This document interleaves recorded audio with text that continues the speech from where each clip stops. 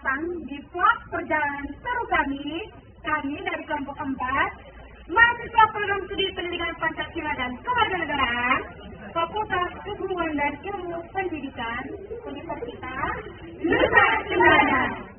Kali ini kita akan mengeksplor keindahan alam Indonesia Timur.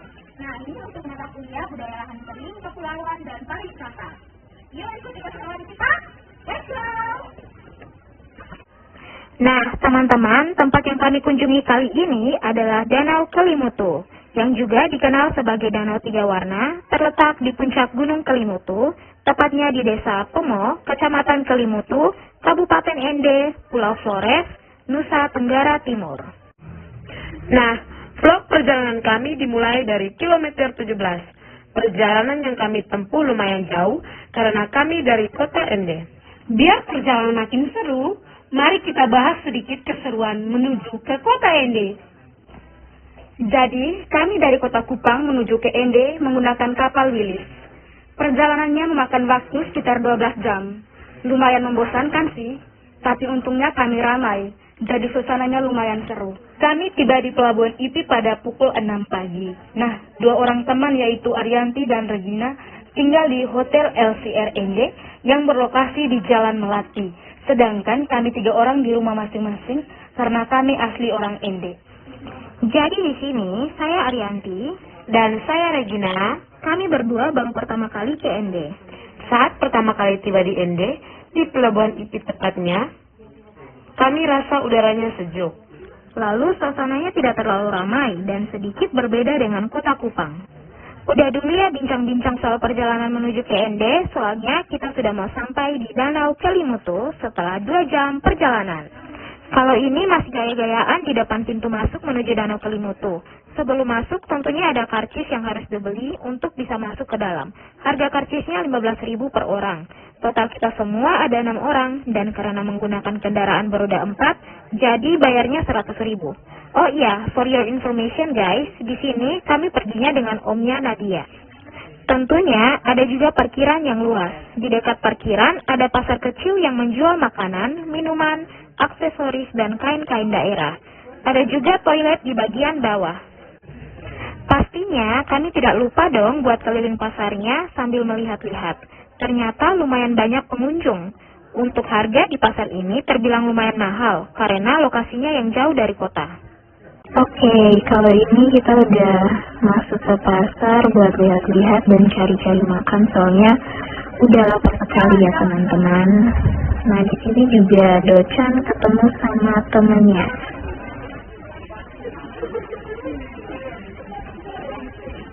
Dan ya, say hi dulu gak sih ke kamera? Nah, di sini kita udah mau makan ya teman-teman, mau mengisi perut dulu. Soalnya untuk naik ke atas ke Danau Kelimutu itu butuh banyak tenaga. Nah, ini nih, waktu makan ada satu hal yang bikin saya sedikit kaget karena baru tahu ternyata orang Ende itu juga mengonsumsi buah pinang dengan sirih.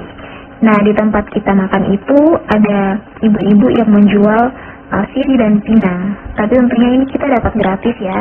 Kok bisa baru tahu sih? Kenapa? Karena saya tidak pernah melihat teman-teman saya dari Ende mengonsumsi buah pinang. Oke, setelah makan kita langsung naik ke atas. Tapi ini kita foto dulu ya di depan di Tugu Kelimutu National Park. Ya, ini kita sudah sedikit melewati anak tangga satu persatu. Jujur ya teman-teman, ini belum setengah perjalanan tapi kita sudah ngos-ngosan. Kalau untuk orang Ende mungkin sudah terbiasa, tapi untuk saya dan Regina ini lumayan menguras tenaga. Apalagi bagi saya Arianti yang jarang sekali olahraga. Oh my god. Ini dia guys, salah satu spot yang keren banget di pintu masuk Taman Nasional Kelimutu. Ada relief keren yang diukir langsung di dinding batu. Gambarnya kayaknya menggambarkan cerita lokal atau mungkin mitos-mitos yang ada di daerah sini. Di atasnya tertulis The Land of Mystical Beauty Kelimutu National Park, Ende Flores NTT. Keren banget ya, relief ini juga dikelilingi sama batu-batu alami dan tumbuhan hijau yang bikin suasananya makin sejuk dan alami. Ada juga papan penjelasan mengenai kompleks Danau Tiga Warna Kelimutu. di mana di situ menjelaskan tentang titik keragaman, lalu nama masing-masing danau, serta contoh perubahan warna. Setelah membaca papan penjelasan, kami langsung melanjutkan perjalanan, karena untuk sampai ke Danau Kelimutu, jalannya masih cukup jauh ya teman-teman. Nah, di sini kami sambil cerita, sambil bercanda, biar suasananya itu lebih seru. Karena apa? Karena kaki kami itu sudah sangat sakit, udaranya dingin, badan pegel-pegel, paket lengkap deh. Tapi demi melihat keindahan Danau Kelimutu, kami harus tetap semangat. Nih, lihat teman-teman, ada juga lopo buat tempat berhenti, duduk, dan beristirahat sejenak. Kalau sudah capek jalan ya, tapi di sini kami memilih untuk tetap melanjutkan perjalanan karena kami ingin sampainya lebih cepat. Yang lagu itu nama apa? Lagu tuh SMS. SMS sama HP. Ini SMS sama HP. Telepon kalau ada yang sentuh. Ini itu. Ini blank parah. Iya, Ada juga nih salah satu spot foto sebelum sampai ke Danau Kelimutu. Tempatnya berbentuk seperti lingkaran yang dikelilingi pagar hitam. Di bawahnya jurang ya, jadi harus berhati-hati. Di sini kami tidak lupa dong buat foto-foto.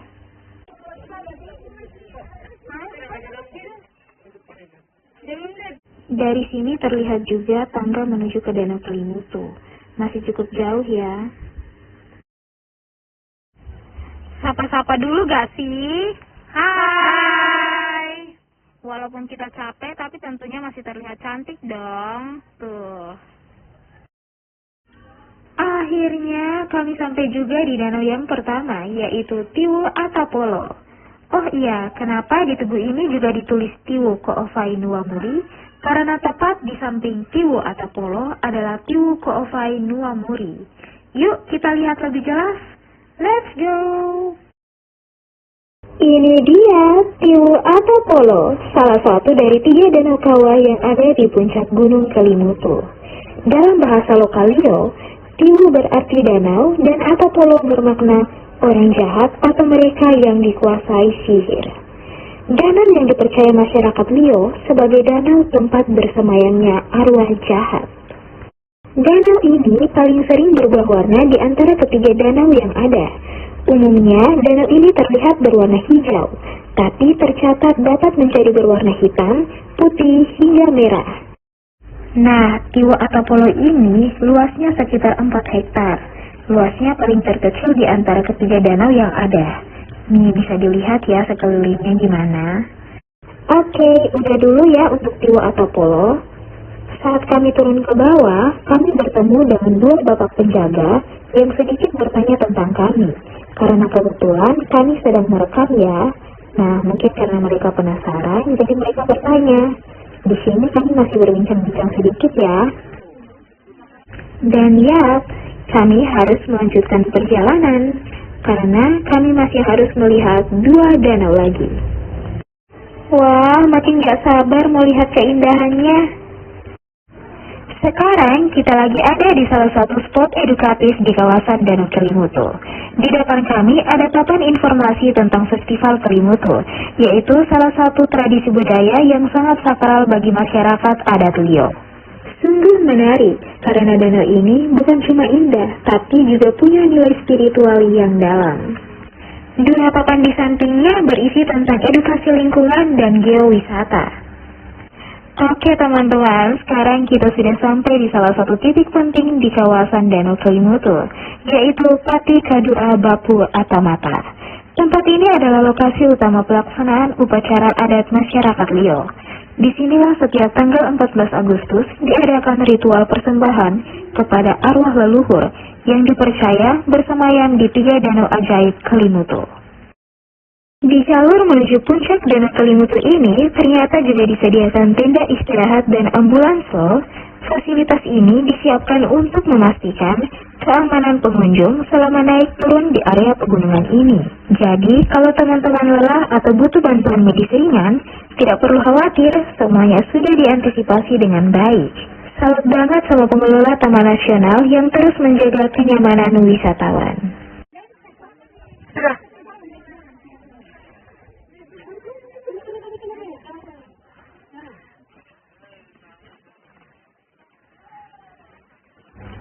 Di balik keindahan Danau Kelimutu yang misterius dan penuh warna ini, ternyata ada teknologi canggih yang bekerja diam-diam loh. Nah, di sini kita lagi berdiri tepat di depan papan informasi tentang seismometer, alat penting yang membantu memantau aktivitas vulkanik Kelimutu. Jadi, meskipun kita lagi nikmatin suasana tenang di atas sini, ternyata ada sistem yang siaga 24 jam memantau keselamatan. Alam boleh misterius, tapi teknologi bantu kita untuk tetap waspada dan siap. Gimana? Keren banget ya, perpaduan antara keindahan alam dan sains modern. Kalau kalian ke Danau Kelimutu, jangan cuma lihat danaunya aja, lihat juga cerita ilmiah yang tersembunyi di baliknya. Sampai jumpa di spot selanjutnya, dan tetap jaga alam karena alam juga menjaga kita. Lihat deh siapa yang nyambut kita di sini. Nggak cuma manusia aja yang suka pemandangan Danau Kelimutu. Ternyata ada para penghuni asli yang juga sering nongkrong di sini. Yap, monyet-monyet ini sering kita temui di area sekitar puncak. Kadang mereka duduk santai di pinggir jalan, kadang juga lincah banget lompat-lompatan di pepohonan. Lucu banget, tapi jangan salah, mereka juga cukup cerdas dan kadang usil. Apalagi kalau ada makanan terbuka, bisa-bisa langsung diambil. Yeay, walaupun dalam keadaan ngos-ngosan, tapi beberapa langkah lagi kita sudah sampai di puncak Danau Kelimutu. Dari sini, kami bisa melihat 3 danau kawah yang legendaris. Semuanya punya warna, kisah, dan energi yang berbeda-beda. Ini dia Tiwuk Ovai Nuamuri, danau kedua yang kita lihat di Gunung Kelimutu. Danau ini merupakan danau terluas di antara ketiga danaunya dengan luas 5,5 hektar. Tapi Tiwuk Ovai Nuamuri artinya apa ya? Tiwuk Ovai Nuamuri adalah salah satu dari 3 danau kawah yang terdapat di Gunung Kelimutu. Dalam bahasa setempat, Tiwu berarti danau, Ovai berarti tempat berkumpul, dan Nuamuri berarti muda-mudi. Jadi, Tiwuk Ovai Nuamuri secara harafiah berarti danau tempat berkumpulnya jiwa-jiwa muda-mudi yang telah meninggal. Tiwuk Ovai Nuamuri letaknya berdampingan langsung dengan Tiwu Atapolo. Uniknya, meskipun bersebelahan, warna air mereka bisa berubah-ubah secara misterius. Bahkan tidak selalu sama dari tahun ke tahun. Ada yang bilang ini karena mineral vulkanik di bawahnya, tapi ada juga yang percaya itu karena kekuatan spiritual. Dan inilah dia, Tiwu Atambupu, danau terakhir yang kami kunjungi di puncak Kelimutu. Warnanya paling gelap, paling tenang, tapi justru disinilah kami merasa paling dekat dengan alam. Dalam kepercayaan lokal, Tiwu Atambupu dipercaya sebagai tempat berkumpulnya jiwa orang tua yang telah meninggal dalam damai. Bukan cuma tentang akhir kehidupan, tapi juga tentang kedewasaan dan penerimaan. Umumnya, danau ini berwarna hijau tua atau kecoklatan, tapi tercatat dapat berubah warna menjadi biru, abu-abu hingga putih. Danau ini membentang seluas kurang lebih 4,5 hektar. Memang bukan yang paling besar, tapi justru itu yang membuat terasa lebih intim dan penuh ketenangan. Oke teman-teman, masih dari kawasan Danau Kelimutu, dan kali ini kami akan membahas secara lengkap tentang sisi lain dari tempat keren ini, mulai dari kelebihannya, kekurangannya, sampai peluang pengembangannya. Cus, langsung aja. Pertama, yang paling jelas dan paling bikin orang datang ke sini tentu saja adalah keunikan alamnya. Bayangin, ada 3 danau berdampingan dengan warna air yang bisa berubah-ubah secara alami. Gak cuma cantik, tapi juga langka banget di dunia. Yang kedua, nilai budaya dan spiritualnya tinggi. Danau ini diyakini sebagai tempat arwah dari orang tua, anak muda, hingga roh jahat. Ketiga, pemandangannya luar biasa, apalagi sunrise. Sejuk, magis, dan bikin lupa capek. Fasilitasnya juga cukup oke, jalur setapak aman, ada tempat duduk, bahkan ambulans standby. Plus, tempat sampah tersedia di banyak titik. Ini bikin kawasan tetap bersih. Dan serunya lagi, kita bisa ketemu monyet liar di sekitar, asal tetap jaga jarak dan jangan kasih makan sembarangan ya. Tapi tentu ada juga kekurangannya. Pertama, akses transportasi umum ke sini masih terbatas. Kedua, cuaca sering berubah cepat. Kabut tebal bisa datang tiba-tiba dan nutupin danau. Ketiga, minim informasi digital, belum ada QR code atau panduan interaktif.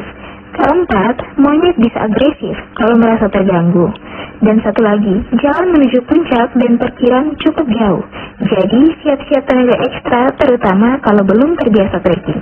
Nah, dari kekurangan-kekurangan itu justru muncul banyak peluang. Kawasan ini bisa dikembangkan sebagai ekowisata berbasis budaya lokal, lengkap dengan cerita rakyat dan upacara adat.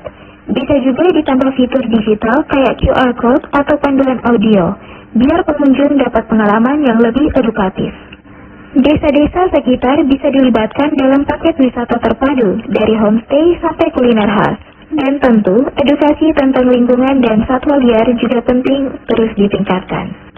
Terima kasih Danau Kelimutu untuk pengalaman yang tidak akan pernah kami lupakan. Dan buat kalian yang nonton, semoga bisa merasakan keajaiban yang sama, meski hanya lewat layar. Jangan lupa jaga alam, hormati budaya, dan ayo jalan terus.